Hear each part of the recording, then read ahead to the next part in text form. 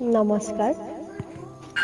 কবিতাৰ শিৰোনাম পাই হেৰুৱাৰ বেজাৰ। কথা মৰমী ডেকা। জীৱনটো জীপাল কৰিবলৈ বহু সাধনা কৰিছোঁ। বৰ জটিল, বৰ জটিল। তথাপি মানি ল'ব লগা হয়। অনুভৱ বৰ কঠিন। পৃথিৱীৰ প্ৰত্যেক সৌন্দৰ্যৰ প্ৰতি ইমান মোহমায়া, তথাপি এৰি যাব লগা হয়। মৃত্যুটো এটা ভয়ংকৰ শিল্প, কিন্তু গ্ৰহণ কৰিব লগা হয়। আমিবোৰ সময়ৰ সোঁতত উটিব লগা হয়।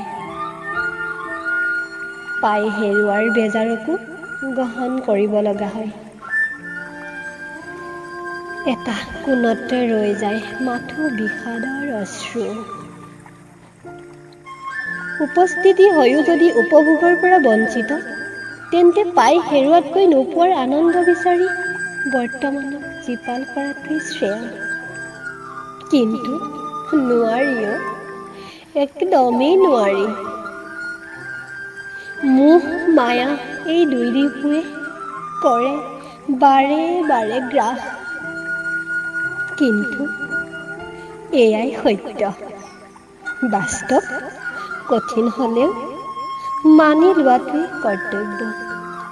ধন্যবাদ।